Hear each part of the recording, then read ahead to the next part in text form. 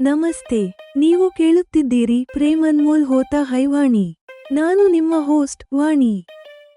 ಹಿಂದಿನ ಸಂಚಿಕೆಯಲ್ಲಿ ಸ್ವಪ್ನಿಲ್ ಯಮರಾಜನಿಗೆ ಸವಾಲು ಹಾಕುವ ಮೂಲಕ ತನ್ನ ಪ್ರೀತಿಯನ್ನು ವ್ಯಕ್ತಪಡಿಸಿದ್ದನು. ಇಂದು ನೀವು ಕೇಳುವಿರಿ ನನ್ನ ಮನಸ್ಸಿನ ಅತಿದೊಡ್ಡ ಮುಖಾಮುಖಿ, ಪ್ರೀತಿಯ ಬೆಲೆಯ ಬಗ್ಗೆ ಮತ್ತು ಸ್ವಪ್ನಿಲ್ ಜೊತೆ ಭೂಮಿಯಿಂದ ಸಾವಿರಾರು ಅಡಿ ಎತ್ತರದಲ್ಲಿ, ಗಾಳಿಯಲ್ಲಿ ಕಳೆದ 2 ಅವಿಸ್ಮರಣೀಯ ಗಂಟೆಗಳ ಬಗ್ಗೆ. ಮನಸ್ಸಿನೊಂದಿಗೆ ಮುಖಾಮುಖಿ. ಸ್ವಪ್ನಿಲ್ ನನಗಾಗಿ ಲಕ್ಷಾಂತರ ಡಾಲರ್ ಏಕೆ ಖರ್ಚು ಮಾಡುತ್ತಿದ್ದಾನೆ ಎಂದು ನಾನು ನನ್ನನ್ನೇ ಪ್ರಶ್ನಿಸಿಕೊಂಡೆ. ನನ್ನ ಮನಸ್ಸು ಉತ್ತರಿಸಿತು, ಪ್ರೀತಿ ಅಮೂಲ್ಯವಾದುದು ವಾಣಿ. ನನ್ನ ಪ್ರೀತಿಯ ಮೌಲ್ಯವನ್ನು ಅವನು ಈ ರೀತಿ ಪ್ರೀತಿಯನ್ನು ಪ್ರದರ್ಶಿಸುವ ಮೂಲಕ ಪಾವತಿಸಬೇಕೆಂದು ಅವನಿಗೆ ತಿಳಿದಿದೆ. ಈ ಪಾವತಿಯಲ್ಲಿ ನನಗಾಗಿ ಡಾಲರ್ ಖರ್ಚು ಮಾಡುವುದರಿಂದ ಹಿಡಿದು, ನನ್ನ ರಕ್ಷಣೆಗಾಗಿ ತನ್ನ ಪ್ರಾಣದ ಹಂಗು ತೊರೆಯುವವರೆಗೆ ಎಲ್ಲವೂ ಸೇರಿದೆ. ಪ್ರೀತಿಯ ಪರಾಕಾಷ್ಠೆ. ಸ್ವಪ್ನಿಲ್ ಪ್ರೀತಿಸುವುದಾದರೆ ಅದನ್ನು ಹೇಳಬಾರದೆ ಎಂದು ನನ್ನ ಮನಸ್ಸು ನನ್ನನ್ನು ಗದರಿಸಿತು. ಮನಸ್ಸಿನ ಉತ್ತರ ಹೀಗಿತ್ತು, ಇದು ಸ್ವಪ್ನಿಲ್ ನಿನ್ನ ಮೇಲೆ ಇಟ್ಟಿರುವ ಪ್ರೀತಿಯ ಪರಾಕಾಷ್ಠೆ. ನೀನು ಸ್ವತಃ ಬಯಸುವವರೆಗೆ ತನ್ನ ಪ್ರೀತಿಯನ್ನು ಮಾತುಗಳಲ್ಲಿ ವ್ಯಕ್ತಪಡಿಸಿ ನಿನ್ನನ್ನು ಧರ್ಮಸಂಕಟಕ್ಕೆ ಸಿಲುಕಿಸಲು ಅವನು ಬಯಸುವುದಿಲ್ಲ. ಗುಪ್ತ ಸಿದ್ಧತೆ. ನಾನು ಆ ರಾತ್ರಿ ನನ್ನ ಡೈರಿಯಲ್ಲಿ ಈ ಮನಸ್ಸಿನ ಮುಖಾಮುಖಿ ಎಂದು ಬರೆದುಕೊಂಡೆ. ಮರುದಿನ ಡಿನ್ನರ್ ನಂತರ ಸ್ವಪ್ನಿಲ್ ಎಲ್ಲರ ಮುಂದೆ ನನಗೆ ಪ್ಯಾರಾಗ್ಲೈಡಿಂಗ್ಗಾಗಿ ಜೀನ್ಸ್, ಜಾಕೆಟ್ ಮತ್ತು ವಾಕಿಂಗ್ ಶೂಗಳನ್ನು ನೀಡಿದನು. ಇದರಿಂದ ಅವನು ಯಾರಿಂದಲೂ ಏನನ್ನೂ ಮುಚ್ಚಿಡುತ್ತಿಲ್ಲ ಎಂಬುದು ಸ್ಪಷ್ಟವಾಗಿತ್ತು. ತಾನೇ ಪೈಲಟ್. ಪ್ಯಾರಾಗ್ಲೈಡಿಂಗ್ ತಾಣಕ್ಕೆ ತಲುಪಿದಾಗ ಸ್ವಪ್ನಿಲ್ ತಾನೇ ತರಬೇತಿ ಪಡೆದಿರುವುದಾಗಿ ಮತ್ತು ತಾನೇ ನನ್ನ ಪೈಲಟ್ ಆಗುವುದಾಗಿ ಹೇಳಿದಾಗ ನನ್ನ ಆತಂಕ ದೂರವಾಯಿತು. ನನ್ನ ವಿಶ್ವಾಸ ಅಚಲವಾಗಿತ್ತು. ನೀವು ಜೊತೆಗಿದ್ದಾಗ ನಾನು ಯಾವುದೇ ರೀತಿಯ ಚಿಂತೆಯನ್ನು ಬಿಟ್ಟುಬಿಟ್ಟಿದ್ದೇನೆ. ಮೋಡಗಳಲ್ಲಿ ರೋಮಾಂಚನ. ನಾವು ಪರ್ವತದಿಂದ ಹಾರಿದೆವು ಮತ್ತು ಸಾವಿರಾರು ಅಡಿ ಎತ್ತರದಲ್ಲಿ 2 ಗಂಟೆಗಳ ಕಾಲ ಗಾಳಿಯಲ್ಲಿದ್ದೆವು. ಸ್ವಪ್ನಿಲ್ ಹೀಗೆ ಕಾಮೆಂಟರಿ ನೀಡಿದ, ಅಲ್ಲಿ ನೋಡು ಪ್ಯಾರಾಸೇಲಿಂಗ್ ಮಾಡುತ್ತಿರುವ ಜೋಡಿ. ನಾಳೆ ನಾವು ಹೀಗೆಯೇ ಪ್ಯಾರಾಸೇಲಿಂಗ್ ಮಾಡೋಣ. ಈ ಅನುಭವ ಭೂಮಿಯ ಮೇಲಿರುವುದಕ್ಕಿಂತ ಹೆಚ್ಚು ಹಿತಕರವಾಗಿತ್ತು. ನಾವು 2 ಬಾರಿ ಹಾರಿದೆವು. ಅವಿಸ್ಮರಣೀಯ ದಿನ. ಸ್ವಪ್ನಿಲ್ ಜೊತೆ ಗಾಳಿಯಲ್ಲಿ ಕಳೆದ ಈ ದಿನ ನನ್ನ ಅವಿಸ್ಮರಣೀಯ ಅನುಭವದ ಮತ್ತೊಂದು ದಿನವಾಗಿ ಮಾರ್ಪಟ್ಟಿತು. ಆದರೆ ರಾತ್ರಿ ಹೋಟೆಲ್ಗೆ ತಲುಪಿದಾಗ ನನ್ನ ಎಲ್ಲಾ ಸಂತೋಷ ಮತ್ತು ವಿಶ್ವಾಸ ಒಂದೇ ಕ್ಷಣದಲ್ಲಿ ಆಶ್ಚರ್ಯ ಮತ್ತು ಅನುಮಾನವಾಗಿ ಬದಲಾಯಿತು. ನಿರೀಕ್ಷೆಗೆ ವಿರುದ್ಧವಾದ ವ್ಯವಸ್ಥೆ. ಹೋಟೆಲ್ನಲ್ಲಿ ಸೂಟ್ ಬದಲಿಗೆ ಡಬಲ್ ಬೆಡ್ ರೂಮ್ ಇತ್ತು. 2 ಬೆಡ್ಗಳು ಪ್ರತ್ಯೇಕವಾಗಿದ್ದರೂ ನಾನು ಗಾಬರಿಯಾದೆ. ಸ್ವಪ್ನಿಲ್ ಬಗ್ಗೆ ನನಗಿದ್ದ ನಿರೀಕ್ಷೆಗಳಿಗೆ ವಿರುದ್ಧವಾಗಿ ಈ ಹೋಟೆಲ್ ವ್ಯವಸ್ಥೆ ನನಗೆ ತೋರುತ್ತಿದೆ. ಸ್ವಪ್ನಿಲ್ ನನ್ನ ವಿಶ್ವಾಸವನ್ನು ಗೌರವಿಸುವನೇ, ಅಥವಾ ಈ ರಾತ್ರಿ ನಮ್ಮ ಭಾವನೆಗಳ ದೊಡ್ಡ ಪರೀಕ್ಷೆಯಾಗುವುದೇ? ಪ್ರೀತಿಯ ಪಾವತಿ. ಗಾಳಿಯಲ್ಲಿ ಹಾರುವ ಸುಖ ಮತ್ತು ರಾತ್ರಿಯ ಏಕಾಂತದ ಅಪಾಯ. ಪ್ರೇಮ್ ಅನ್ಮೋಲ್ ಹೋತಾ ಹೈವಾಣಿ ಯಲ್ಲಿ ನೀವು ಕೇಳುವಿರಿ. ಎಪಿಸೋಡ್ 50. ಪ್ರೀತಿಯ ಅಮೂಲ್ಯ ಪಾವತಿ ಮತ್ತು ಗಾಳಿಯಲ್ಲಿ ಅಸೀಮ ವಿಶ್ವಾಸ. ಈ ಯೋಚನೆ ಬಂದಾಗ ನನಗೆ ನೆನಪಾಯಿತು, ಆ ದಿನ ಸರೋವರದಲ್ಲಿ ಸ್ನಾನ ಮಾಡಿದ ನಂತರ ನಾನು ಬಟ್ಟೆ ಬದಲಿಸಿದಾಗ ನನ್ನ ಒದ್ದೆಯಾದ ಬಟ್ಟೆಗಳನ್ನು ಸ್ವಪ್ನಿಲ್ ಅಚ್ಚುಕಟ್ಟಾಗಿ ಮಡಚಿ ತನ್ನ ಬಟ್ಟೆಗಳ ಜೊತೆ ಇಟ್ಟುಕೊಂಡಿದ್ದನು. ನಂತರ ಸ್ವಪ್ನಿಲ್ ಅವುಗಳನ್ನು ಏನು ಮಾಡಿದನು? ಅವುಗಳನ್ನು ನನಗೆ ಮರಳಿಸಿಲ್ಲ. ನನ್ನ ತಾರ್ಕಿಕ ಮನಸ್ಸು ಉತ್ತರಿಸಿತು, ಆ ಬಟ್ಟೆಗಳನ್ನು ನನಗೆ ಧರಿಸಲು ಕೊಟ್ಟಿದ್ದೇ ಸ್ವಪ್ನಿಲ್ ಅಂದ ಮೇಲೆ ಅವು ನನ್ನವು ಎಂದು ನಾನು ಏಕೆ ಭಾವಿಸಬೇಕು? ಆ ಬಟ್ಟೆಗಳ ಮೇಲೆ ನನಗೆ ಅಧಿಕಾರ ಎಲ್ಲಿಂದ ಬಂತು? ಈ ಅಧಿಕಾರ ಎಂಬ ಮಾತು ನನಗೆ ನೆನಪಿಸಿತು, ಸ್ವಪ್ನಿಲ್ ಇದುವರೆಗೆ ಎಷ್ಟು ಡಾಲರ್ಗಳನ್ನು ನನ್ನ ಟಿಕೆಟ್ಗಳ ಮೇಲೆ ಮತ್ತು ಸರ್ಫಿಂಗ್, ಕುದುರೆ ಸವಾರಿಯ ಕ್ಲಾಸ್ಗಳ ಮೇಲೆ ಖರ್ಚು ಮಾಡಿದ್ದಾನೆ. ಸ್ವಪ್ನಿಲ್ನ ಹಣದ ಮೇಲೆ ನನ್ನ ಅಧಿಕಾರವೇನಿದೆ? ನನ್ನ ಕ್ಲಾಸ್ನಲ್ಲಿ ತರಹವೇ ಕಷ್ಟದ ಪ್ರಶ್ನೆಗೆ ಉತ್ತರ ತಿಳಿದಿರುವ ವಿದ್ಯಾರ್ಥಿ ಮೆಚ್ಚುಗೆಗಾಗಿ ಎಲ್ಲರಿಗಿಂತ ಮುಂಚೆಯೇ ಕೈ ಎತ್ತುವಂತೆ ನನ್ನ ಮನಸ್ಸು ತನ್ನ ಜಾಣ್ಮೆಯನ್ನು ಪ್ರದರ್ಶಿಸಿತು. ನನ್ನ ಅನುಮತಿಗೂ ಕಾಯದೆ ಅದು ಉತ್ತರಿಸಿತು, ಪ್ರೀತಿ ಅಮೂಲ್ಯವಾದುದು ವಾಣಿ. ಸ್ವಪ್ನಿಲ್ ನನ್ನನ್ನು ಪ್ರೀತಿಸುತ್ತಿದ್ದಾನೆ. ಅವನ ಸಾಮರ್ಥ್ಯವು ಪ್ರತ್ಯಕ್ಷವಾಗಿ ಕಾಣುತ್ತಿದೆ. ಅವನು ನನ್ನ ಸಂತೋಷಕ್ಕಾಗಿ, ನನ್ನ ವ್ಯಕ್ತಿತ್ವದ ವಿಕಾಸಕ್ಕಾಗಿ ಹಣ ಖರ್ಚು ಮಾಡುತ್ತಿದ್ದಾನೆ.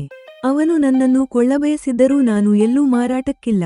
ಅವನಿಗೆ ತಿಳಿದಿದೆ, ನನ್ನ ಪ್ರೀತಿಯ ಮೌಲ್ಯವನ್ನು ಅವನು ಈ ರೀತಿ ಪ್ರೀತಿಯನ್ನು ಪ್ರದರ್ಶಿಸುವ ಮೂಲಕ ಪಾವತಿಸಬೇಕೆಂದು. ಈ ಪಾವತಿಯಲ್ಲಿ ನನಗಾಗಿ ಡಾಲರ್ ಖರ್ಚು ಮಾಡುವುದರಿಂದ ಹಿಡಿದು, ನನ್ನ ರಕ್ಷಣೆಗಾಗಿ ತನ್ನ ಪ್ರಾಣದ ಹಂಗು ತೊರೆಯುವವರೆಗೆ ಎಲ್ಲವೂ ಸೇರಿದೆ.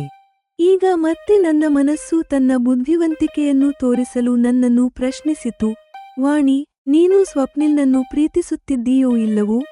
ಹೌದು, ನಾನು ಸ್ವಪ್ನಿಲ್ನನ್ನು ಪ್ರೀತಿಸುತ್ತಿದ್ದೇನೆ ಎಂದು ನನ್ನ ಮನಸ್ಸಿಗೆ ಉತ್ತರಿಸಿದೆ. ನೀನು ಪ್ರೀತಿಸುತ್ತಿದ್ದರೂ ಪ್ರತಿಯಾಗಿ ಸ್ವಪ್ನಿಲ್ಗೆ ಏನನ್ನೂ ನೀಡುತ್ತಿಲ್ಲ. ಬದಲಾಗಿ ನೀನು ಇನ್ನೂ ಅವನನ್ನು ಮದುವೆಯಾಗಲು ಕೂಡ ಸಿದ್ಧವಿಲ್ಲ. ಸ್ವಪ್ನಿಲ್ ನಿರಪೇಕ್ಷವಾಗಿ ಪ್ರೀತಿಸುತ್ತಿದ್ದಾನೆ. ಇವತ್ತಿನಿಂದಲ್ಲ, ಕಳೆದ 3 ವರ್ಷಗಳಿಂದ. ನೀನು ಅವನನ್ನು ಭೇಟಿಯಾಗುವ ಮೊದಲಿನಿಂದಲೂ ಸ್ವಪ್ನಿಲ್ ಪ್ರೀತಿಗೆ ಬೆಲೆ ತೆರುತ್ತಿದ್ದಾನೆ. ನೀನು ಮಾತ್ರ ಏನನ್ನೂ ಮರಳಿಸುತ್ತಿಲ್ಲ. ಬದಲಾಗಿ ಅವನು ಕೊಟ್ಟ ಬಟ್ಟೆಗಳ ಬಗ್ಗೆ ಚಿಂತಿಸುತ್ತಿದ್ದೀಯಾ? ಎಂತಹ ಸ್ವಾರ್ಥಿ ನೀನು! ಸ್ವಪ್ನಿಲ್ ನನ್ನನ್ನು ಪ್ರೀತಿಸುವುದಾದರೆ ಅವನು ಇಲ್ಲಿಯವರೆಗೆ ಆ ಮಾತನ್ನು ಏಕೆ ಹೇಳಿಲ್ಲ ಎಂದು ನಾನು ಮಾತು ಬದಲಿಸಿದೆ. ನೀನು ಅಷ್ಟೊಂದು ಮುಗ್ಧಳಲ್ಲ ವಾಣಿ. ಅವನು ನಿನಗಾಗಿ ಎಷ್ಟೆಲ್ಲಾ ಮಾಡುತ್ತಿದ್ದಾನೆ. ಅದನ್ನು ನೋಡಿಯೂ ಅವನು ನಿನ್ನನ್ನು ಎಷ್ಟು ಪ್ರೀತಿಸುತ್ತಿದ್ದಾನೆ ಎಂದು ನಿನಗೆ ಅರ್ಥವಾಗುತ್ತಿಲ್ಲವೇ? ಇದು ನಿನ್ನ ಮೇಲೆ ಅವನಿಗಿರುವ ಪ್ರೀತಿಯ ಪರಾಕಾಷ್ಠೆ. ಈ ಕಾರಣದಿಂದಲೇ ನೀನು ಸಿದ್ಧವಿಲ್ಲದಿರುವಾಗ ತನ್ನ ಪ್ರೀತಿಯನ್ನು ವ್ಯಕ್ತಪಡಿಸಿ ನಿನ್ನನ್ನು ಇಕ್ಕಟ್ಟಿಗೆ ಸಿಲುಕಿಸಲು ಅವನು ಬಯಸುವುದಿಲ್ಲ ಎಂದು ನನ್ನ ಮನಸ್ಸು ನನ್ನನ್ನು ಗದರಿಸಿತು. ನನ್ನ ಮನಸ್ಸು ನನ್ನನ್ನು ನಿರುತ್ತರಗೊಳಿಸಿದೆ. ನಾನು ಯಾವುದೇ ವಾದ ಮಾಡಿದರೂ ನನ್ನ ಮನಸ್ಸಿನ ಮುಂದೆ ಅದು ನಡೆಯುವುದಿಲ್ಲ ಎಂದು ನನಗೆ ಅರ್ಥವಾಯಿತು. ಮುಂದೆ ನಾನು ಈ ವಿಷಯವನ್ನು ಮರೆತು ಬಿಡಬಾರದೆಂದು ಕೂಡಲೇ ಎದ್ದು ನನ್ನ ಡೈರಿಯಲ್ಲಿ ನನ್ನ ಮನಸ್ಸಿನೊಂದಿಗೆ ನನ್ನ ಮುಖಾಮುಖಿ ಎಂಬ ಶೀರ್ಷಿಕೆಯಡಿ ಈ ಸಂಭಾಷಣೆಯನ್ನು ಬರೆದುಕೊಂಡೆ. ನಾವು ಡಿನ್ನರ್ ಮುಗಿಸಿ ಬರುತ್ತಿರುವಾಗ ಸ್ವಪ್ನಿಲ್ ಎಲ್ಲರ ಮುಂದೆ ನನಗೆ 2 ಪ್ಯಾಕೆಟ್ಗಳನ್ನು ನೀಡಿ ಹೀಗೆ ಹೇಳಿದನು. ವಾಣಿ, ನಾಳೆ ಬೆಳಿಗ್ಗೆ ನಾವು ನೇರವಾಗಿ ಪ್ಯಾರಾಗ್ಲೈಡಿಂಗ್ ತಾಣಕ್ಕೆ ಹೋಗುತ್ತಿದ್ದೇವೆ. ಇವುಗಳನ್ನು ಧರಿಸು. ಪ್ಯಾರಾಗ್ಲೈಡಿಂಗ್ ಮಾಡುವಾಗ ಇವು ಸೌಕರ್ಯವಾಗಿರುತ್ತವೆ.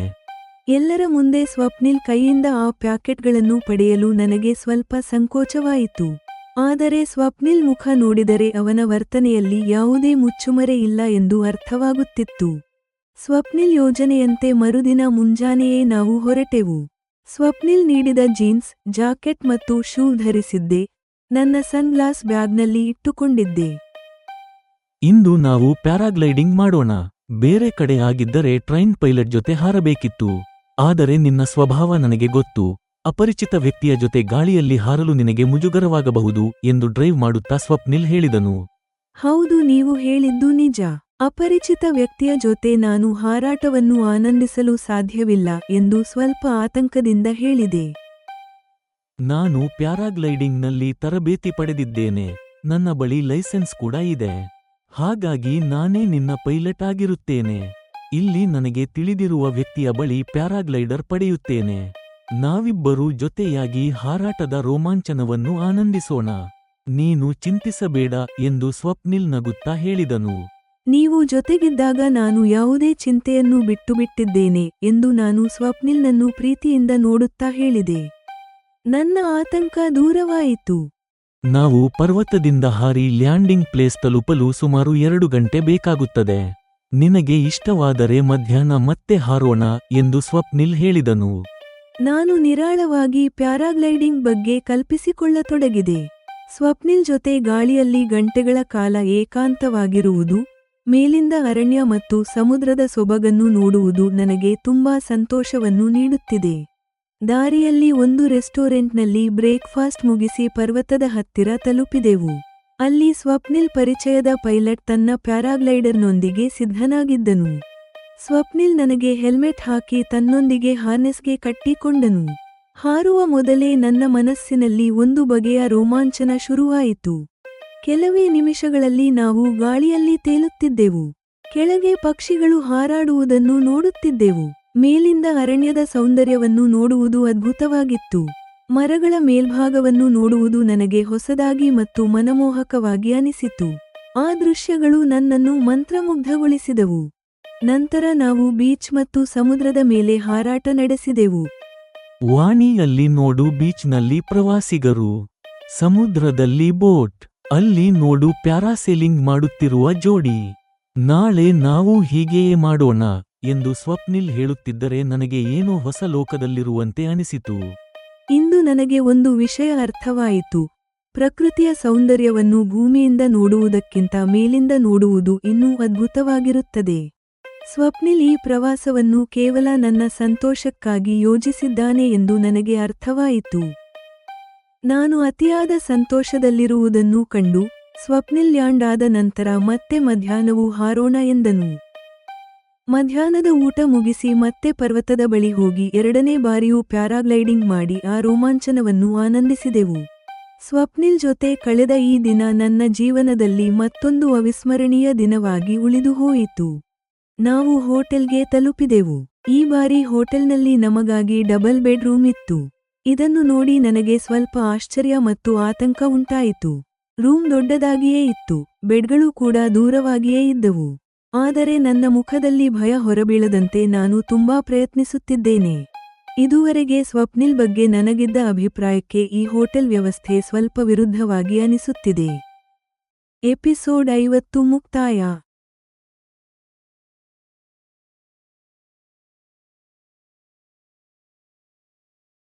ಎಪಿಸೋಡ್ 51. ನಮಸ್ತೆ, ನೀವು ಕೇಳುತ್ತಿದ್ದೀರಿ ಪ್ರೇಮ್ ಅನ್ಮೋಲ್ ಹೋತಾ ಹೈ ವಾಣಿ. ನಾನು ನಿಮ್ಮ ಹೋಸ್ಟ್ ವಾಣಿ. ಹಿಂದಿನ ಸಂಚಿಕೆಯಲ್ಲಿ ಹೋಟೆಲ್ನಲ್ಲಿ ಡಬಲ್ ಬೆಡ್ರೂಮ್ ನೋಡಿ ನನ್ನ ಮನಸ್ಸಿನಲ್ಲಿ ಸಂದೇಹ ಹುಟ್ಟಿತ್ತು.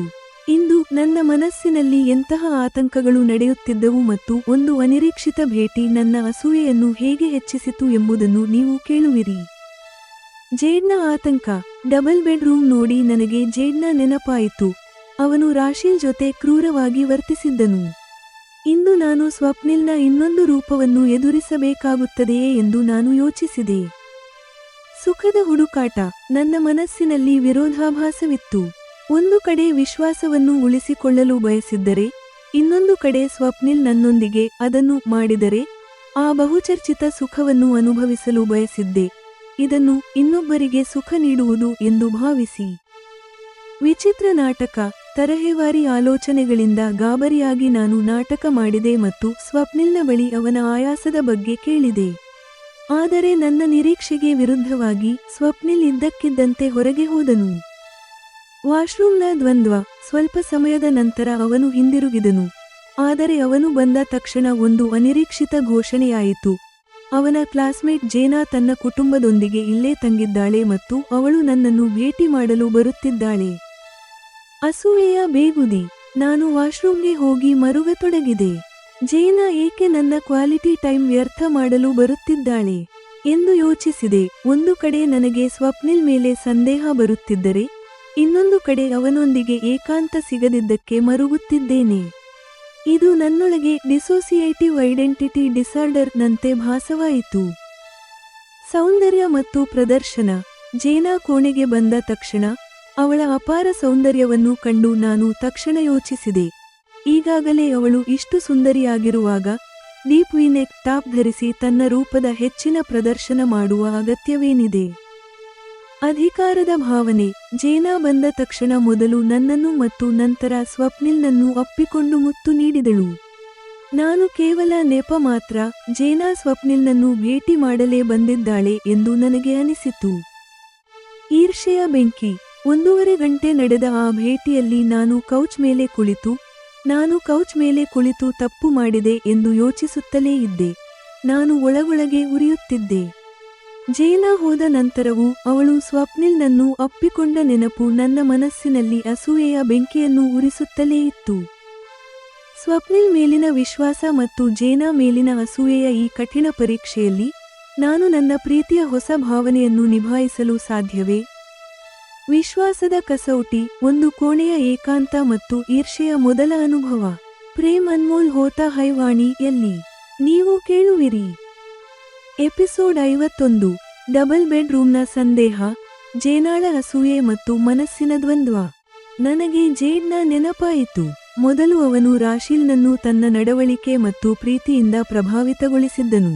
ನಂತರ ರಾಶಿಲ್ ಅವನ ಬಲೆಯಲ್ಲಿ ಸಿಲುಕಿದಾಗ ಅವನು ಅವಳ ಮೇಲೆ ಘೋರ ಕ್ರೂರತೆಯನ್ನು ತೋರಿದ್ದನು. ನಾನು ಒಳಗೊಳಗೆ ಶಂಕಿಸುತ್ತಿದ್ದೆ, ಇಂದು ಎಲ್ಲಿ ನಾನು ಸ್ವಪ್ನಿಲ್ನ ಇನ್ನೊಂದು ರೂಪವನ್ನು ಎದುರಿಸಬೇಕಾಗುತ್ತದೆಯೋ ಎಂದು. ನಾನು ಯೋಚಿಸುತ್ತಿದ್ದೇನೆ, ನಾನು ಸ್ವಪ್ನಿಲ್ ಮೇಲೆ ಪ್ರೀತಿಯನ್ನು ಅನುಭವಿಸಲು ಪ್ರಾರಂಭಿಸಿದ್ದೇನೆ. ಅಂತಹ ಸಂದರ್ಭದಲ್ಲಿ ಒಂದು ಕೋಣೆಯಲ್ಲಿ ಯುವಕ ಮತ್ತು ಯುವತಿ ಏಕಾಂತವಾಗಿದ್ದಾಗ ನಡೆಯುವ ಅದನ್ನು ಸ್ವಪ್ನಿಲ್ ನನ್ನೊಂದಿಗೆ ಮಾಡಿದರೆ, ನಾನು ವಿರೋಧಿಸುವ ಬದಲಿಗೆ ಆ ಬಹುಚರ್ಚಿತ ಸುಖವನ್ನು ಅನುಭವಿಸಲು ಬಯಸುತ್ತೇನೆ. ಆದರೂ ಅದು ನಡೆದರೆ ಅದು ನಾನು ಸ್ವಪ್ನಿಲ್ ಮೇಲೆ ಇಟ್ಟಿರುವ ವಿಶ್ವಾಸಕ್ಕೆ ಧಕ್ಕೆ ತಂದಂತಾಗುತ್ತದೆ. ನಾನು ಯೋಚಿಸುತ್ತಿದ್ದೇನೆ, ಇದುವರೆಗೆ ನಾನು ನನಗಾಗಿ ಕಡಿಮೆ ಮತ್ತು ಇತರರಿಗಾಗಿ ಹೆಚ್ಚಾಗಿ ಮಾಡಿದ್ದೇನೆ. ಆದರೆ ಕಳೆದ 25 ದಿನಗಳನ್ನು ನಾನು ನನ್ನ ಸ್ವಭಾವಕ್ಕೆ ವ್ಯತಿರಿಕ್ತವಾಗಿ ಕಳೆದಿದ್ದೇನೆ. ಈ ದಿನಗಳನ್ನು ನಾನು ನನ್ನ ಸುಖ ಮತ್ತು ಆನಂದಕ್ಕಾಗಿ ಬದುಕಿದ್ದೇನೆ. ಈ ದಿನಗಳಲ್ಲಿ ರಾಶೀಲ್ ಮತ್ತು ಸ್ವಪ್ನಿಲ್ ನನ್ನ ಸಂತೋಷಕ್ಕಾಗಿ ಎಲ್ಲವನ್ನೂ ಮಾಡಿದ್ದಾರೆ. ನಾನು ಅವರಿಗಾಗಿ ಏನನ್ನೂ ಮಾಡಲು ಸಾಧ್ಯವಾಗಿಲ್ಲ. ನಾನು ಯೋಚಿಸುತ್ತಿದ್ದೇನೆ, ನನ್ನ ಆತಂಕದಂತೆ ಸ್ವಪ್ನಿಲ್ ನನ್ನೊಂದಿಗೆ ಹಾಗೆ ಮಾಡಿದರೆ, ನಾನು ಇಂದು ಮತ್ತೆ ನನಗಲ್ಲದೆ ಇನ್ನೊಬ್ಬರಿಗೆ ಸುಖ ನೀಡಿದೆ ಎಂದು ಭಾವಿಸುತ್ತೇನೆ. ಇದನ್ನು ಯೋಚಿಸುತ್ತಿರುವಾಗ ನನ್ನ ಮನಸ್ಸು ಹೇಳಿತು, ಈಗ ಬಿಡು ವಾಣಿ, ಏನಾಗುತ್ತದೆಯೋ ನೋಡೋಣ. ಮನಸ್ಸಿನ ಮಾತು ಕೇಳುತ್ತಿದ್ದಂತೆ ನನ್ನ ಭಾವನೆ ಬದಲಾಯಿತು. ಹಠಾತ್ತಾಗಿ ನಾನು ನಗಲಾರಂಭಿಸಿದೆ. ಸ್ವಪ್ನಿಲ್ ನನ್ನ ಮೌನದ ಬಗ್ಗೆ ಏನಾದರೂ ಕೇಳುವ ಮುನ್ನ ನಾನೇ ಕೇಳಿದೆ, ಸ್ವಪ್ನಿಲ್, ನೀನು ಆಯಾಸಗೊಂಡಿದ್ದೀಯಾ? ತುಂಬಾ ಸುಮ್ಮನಿರುವಂತೆ ಕಾಣುತ್ತಿದ್ದೀಯಾ? ನನ್ನನ್ನು ನಾನು ಚತುರೆ ಎಂದುಕೊಳ್ಳುತ್ತಿದ್ದೇನೆ. ಆದರೆ ಬಹುಶಃ ಸ್ವಪ್ನಿಲ್ ನನ್ನ ಈ ನಾಟಕವನ್ನು ಅರ್ಥಮಾಡಿಕೊಂಡಿದ್ದಾನೆ. ನನ್ನ ನಿರೀಕ್ಷೆಗೆ ವಿರುದ್ಧವಾಗಿ ಅವನು ಒಪ್ಪಿಕೊಳ್ಳುತ್ತಾ ಹೇಳಿದನು, ಹೌದು ವಾಣಿ, ಬೆಳಿಗ್ಗೆ ಬೇಗ ಎದ್ದ ಕಾರಣ ಮತ್ತು ಅಂದಿನಿಂದ ನಿರಂತರ ಸಕ್ರಿಯತೆಯಿಂದಾಗಿ ನನಗೆ ಸ್ವಲ್ಪ ಆಯಾಸವಾಗಿದೆ. ಪರವಾಗಿಲ್ಲ, ನೀನು ಸ್ವಲ್ಪ ವಿಶ್ರಾಂತಿ ಪಡೆ, ಆಯಾಸ ದೂರವಾಗುತ್ತದೆ. ನನ್ನ ಧ್ವನಿಯಲ್ಲಿ ಪ್ರೀತಿಯ ಭಾವವಿದೆ. ನಾನು ಯೋಚಿಸುತ್ತಿದ್ದೇನೆ. ಆಲೋಚನೆಗಳು ಕೇವಲ ನನ್ನ ಮನಸ್ಸಿನಲ್ಲಿ ಮಾತ್ರ ನಡೆಯುತ್ತಿಲ್ಲ. ಸ್ವಪ್ನಿಲ್ ಮನಸ್ಸಿನಲ್ಲಿಯೂ ಏನಾದರೂ ಇರಬಹುದು. ಅದು ಏನೆಂದು ತಿಳಿಯಲು ನನಗೆ ಇಷ್ಟವಿದೆ. ಆದರೆ ಸ್ವಪ್ನಿಲ್ ಮನಸ್ಸಿನ ಆಳವನ್ನು ತಿಳಿಯಲು ನನಗೆ ಸಾಧ್ಯವಿಲ್ಲ. ಈ ಕೆಲವು ದಿನಗಳಲ್ಲಿ ನಾನು ಅವನ ವ್ಯಕ್ತಿತ್ವದ ಎಷ್ಟೋ ಆಯಾಮಗಳನ್ನು ನೋಡಿದ್ದೇನೆ. ಹಾಗಾಗಿ ಅವನ ಮನಸ್ಸಿನಲ್ಲಿ ಏನು ನಡೆಯುತ್ತಿದೆ ಎಂದು ಊಹಿಸುವುದು ಕಷ್ಟವೆನಿಸುತ್ತಿದೆ. ವಾಣಿ, ನೀನು ಸ್ವಲ್ಪ ವಿಶ್ರಾಂತಿ ಪಡೆ, ನಾನು ಸ್ವಲ್ಪ ಹೊತ್ತಿನಲ್ಲಿ ಬರುತ್ತೇನೆ ಎಂದು ಹೇಳುತ್ತಾ ಸ್ವಪ್ನಿಲ್ ಹಠಾತ್ತಾಗಿ ಹೊರಗೆ ಹೋದನು. ನನಗೆ ಅರ್ಥವಾಗುತ್ತಿದೆ. ಸ್ವಪ್ನಿಲ್ ಆಯಾಸದಿಂದ ಮೌನವಾಗಿಲ್ಲ. ಅವನು ಬಯಸಿದ್ದಕ್ಕಾಗಿ ಮೌನವಾಗಿದ್ದಾನೆ. ನಾನು ಬೆಡ್ ಮೇಲೆ ಮಲಗಿದಾಗ ನಿದ್ದೆ ನನ್ನನ್ನು ಆವರಿಸಿತು. ಸುಮಾರು 1 ಗಂಟೆಯ ನಂತರ ಎಚ್ಚರವಾದಾಗ ಸ್ವಪ್ನಿಲ್ ಇನ್ನೂ ಬಂದಿರಲಿಲ್ಲ. ಆ ದೊಡ್ಡ ಕೋಣೆಯಲ್ಲಿ ಮಲಗಿಕೊಂಡು ಸುತ್ತಲಿನ ವಸ್ತುಗಳನ್ನು ನೋಡುತ್ತಾ ಆಲೋಚನೆಗಳಲ್ಲಿ ಮುಳುಗಿದೆ. ಸ್ವಲ್ಪ ಸಮಯದ ನಂತರ ಸ್ವಪ್ನಿಲ್ ಕೆಲವು ವಸ್ತುಗಳೊಂದಿಗೆ ಹಿಂದಿರುಗಿದನು. ನಮ್ಮ ನಡುವೆ ಮುಗುಳ್ನಗು ವಿನಿಮಯವಾಯಿತು. ನಂತರ ಅವನು ಆ ವಸ್ತುಗಳನ್ನು ತನ್ನ ಕಡೆಯ ಸೈಡ್ ಟೇಬಲ್ ಮೇಲೆ ಇಟ್ಟು ವಾಶ್ರೂಮ್ಗೆ ಹೋದನು. ಒಬ್ಬ ಅಪರಿಚಿತ ಪುರುಷನೊಂದಿಗೆ ವಾಶ್ರೂಮ್ ಹಂಚಿಕೊಳ್ಳುವುದು ಮತ್ತು ಒಂದೇ ರೂಮ್ನಲ್ಲಿ ಇರುವ ಪರಿಸ್ಥಿತಿ ನನ್ನ ಜೀವನದಲ್ಲಿ ಮೊದಲ ಬಾರಿಗೆ ಬಂದಿದೆ. ನಾನು ಸಂತೋಷವಾಗಿದ್ದೇನೆಯೋ ಅಥವಾ ತೊಂದರೆಯಲ್ಲಿದ್ದೇನೆಯೋ ಎಂದು ನನಗೇ ತಿಳಿಯುತ್ತಿಲ್ಲ. ಈಗ ತಾನೇ ನನ್ನ ಕ್ಲಾಸ್ಮೇಟ್ ಆಗಿದ್ದ ಜೇನಾ ಸಿಕ್ಕಳು. ಅವಳು ತನ್ನ ಪತಿ ಮತ್ತು ಮಗನೊಂದಿಗೆ ಇದೇ ಹೋಟೆಲ್ನಲ್ಲಿ ತಂಗಿದ್ದಾಳೆ. ನಾನು ಅವಳಿಗೆ ನಿನ್ನ ಬಗ್ಗೆ ಹೇಳಿದೆ.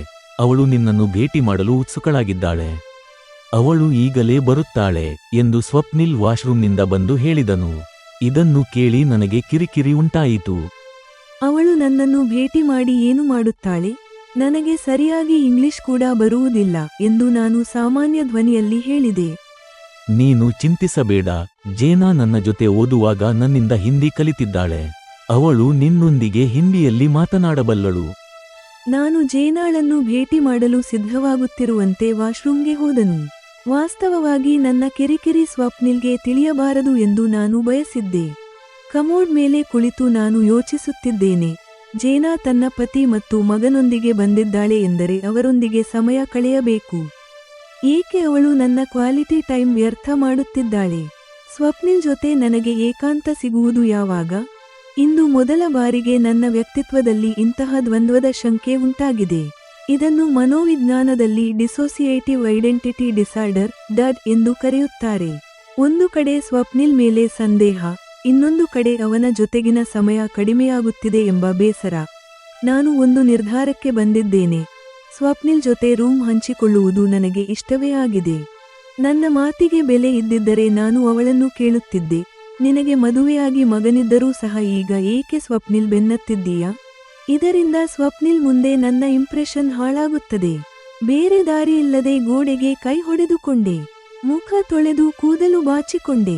ಒಳಗಿನ ಕಿರಿಕಿರಿಯಿಂದ ನನ್ನ ಮುಖ ಅಷ್ಟೊಂದು ಚೆನ್ನಾಗಿ ಕಾಣುತ್ತಿಲ್ಲ. ಒಂದು ನಕಲಿ ನಗು ಧರಿಸಿ ನಾನು ಹೊರಗೆ ಬಂದೆ. ಜೇನಾ ಸ್ವಪ್ನಿಲ್ ಪಕ್ಕದಲ್ಲಿ ಕುಳಿತುಕೊಳ್ಳಬಾರದು ಎಂಬ ಉದ್ದೇಶದಿಂದ ನಾನು ಬೇಕೆಂದೇ ಕೌಚ್ ಮೇಲೆ ಕುಳಿತುಕೊಂಡೆ. ಕೆಲವೇ ಕ್ಷಣಗಳಲ್ಲಿ ಯಾರೋ ಬಾಗಿಲು ತಟ್ಟಿದರು. ಸ್ವಪ್ನಿಲ್ ಎದ್ದು ಹೋಗಿ ಬಾಗಿಲು ತೆಗೆದನು. ಒಳಗೆ ಬಂದ ಯುವತಿ ಅತೀವ ಸುಂದರಿಯಾಗಿದ್ದಳು. ಅವಳನ್ನು ನೋಡಿದ ತಕ್ಷಣ ನನಗೆ ಅನಿಸಿತು, ಈಗಾಗಲೇ ಸುಂದರಿಯಾಗಿರುವಾಗ ಇಂತಹ ಡೀಪ್ ನೆಕ್ ಟಾಪ್ ಧರಿಸಿ ರೂಪದ ಪ್ರದರ್ಶನ ಮಾಡುವ ಅಗತ್ಯವೇನಿದೆ. ಹೊರನೋಟಕ್ಕೆ ನಾನು ನಗುತ್ತಿದ್ದೇನೆ. ಜೇನಾ ಹತ್ತಿರ ಬಂದು ನನ್ನನ್ನು ಅಪ್ಪಿಕೊಂಡಳು ಮತ್ತು ಕೆನ್ನೆಗೆ ಮುತ್ತು ನೀಡಿದಳು. ನೀನು ತುಂಬಾ ಲವ್ಲಿ ವಾಣಿ, ಅಲ್ಲವೇ ಎಂದು ಅವಳು ಕೇಳಿದಳು. ವಾಣಿ ಅಲ್ಲ ವಾಣಿ, ಕ್ಯೂಟ್ ನಾನಲ್ಲ ನೀವು ಎಂದು ನಾನು ಕೈ ಮುಗಿದು ಹೇಳಿದೆ. ಜೇನಾ ನಗುತ್ತಾ ಹೇಳಿದಳು, ನೀನು ತುಂಬಾ ಇಂಟರೆಸ್ಟಿಂಗ್ ಆಗಿದ್ದೀಯಾ, ನನಗೆ ಸ್ವಲ್ಪ ಹಿಂದಿ ಗೊತ್ತು. ನಿನ್ನನ್ನು ಭೇಟಿ ಮಾಡಿದ್ದು ಖುಷಿಯಾಯಿತು. ನಾನು ಕೌಚ್ ಮೇಲೆ ಕುಳಿತೆ, ಜೇನಾ ನನ್ನ ಜೊತೆ ಕುಳಿತಳು. ನಾನು ಅಂದುಕೊಂಡಂತೆ ಆಗಲಿಲ್ಲ. ಸ್ವಪ್ನಿಲ್ ಎದುರಿಗಿನ ಕುರ್ಚಿಯಲ್ಲಿ ಕುಳಿತನು. ಇಬ್ಬರು ಮಾತನಾಡಲು ಶುರು ಮಾಡಿದರು. ನಾನು ಕೇವಲ ನೆಪ ಮಾತ್ರ, ಜೇನಾ ಸ್ವಪ್ನಿಲ್ನನ್ನು ಭೇಟಿ ಮಾಡಲೇ ಬಂದಿದ್ದಾಳೆ ಎಂದು ನನಗೆ ಅನಿಸಿತು. ಮಧ್ಯೆ ಮಧ್ಯೆ ಜೇನಾ ನನ್ನ ಹತ್ತಿರ ಹಿಂದಿಯಲ್ಲಿ ಮಾತನಾಡುತ್ತಿದ್ದಳು. ನಾನು ಸಂಕ್ಷಿಪ್ತವಾಗಿ ಉತ್ತರಿಸುತ್ತಿದ್ದೆ. ಇಬ್ಬರೂ ಒಬ್ಬರನ್ನೊಬ್ಬರು ನೋಡುತ್ತಾ ಮಾತನಾಡುತ್ತಿದ್ದರು. ನನ್ನ ಗಮನ ಪದೇ ಪದೇ ಜೇನಾಳ ಡ್ರೆಸ್ ಮೇಲೆ ಹೋಗುತ್ತಿತ್ತು. ನಾನು ಕೌಚ್ ಮೇಲೆ ಕುಳಿತು ತಪ್ಪು ಮಾಡಿದೆ ಎಂದು ಅನ್ನಿಸಿತು. ನಾನು ಪಕ್ಕದಲ್ಲಿ ಕುಳಿತಿದ್ದರೆ ಸ್ವಪ್ನಿಲ್ ಎದುರಿನಿಂದ ಅವಳನ್ನು ನೋಡಲು ಸಾಧ್ಯವಾಗುತ್ತಿರಲಿಲ್ಲ. ಬಹುಶಃ ಸ್ವಪ್ನಿಲ್ಗೆ ಇವುಗಳ ಬಗ್ಗೆ ಅಷ್ಟೊಂದು ಗಮನ ಇಲ್ಲವೇನು? ಅವನು ಅಮೆರಿಕದಲ್ಲಿ ವಾಸಿಸುತ್ತಾನೆ. ಅವನಿಗೆ ಇವು ಸಾಮಾನ್ಯ ಸಂಗತಿಗಳು. ನನ್ನೊಳಗಿನ ಅತಿಯಾದ ಹಕ್ಕಿನ ಭಾವನೆಯೇ ಪಾಶ್ಚಾತ್ಯ ಸಂಸ್ಕೃತಿಯನ್ನು ಟೀಕಿಸುತ್ತಿರಬಹುದು.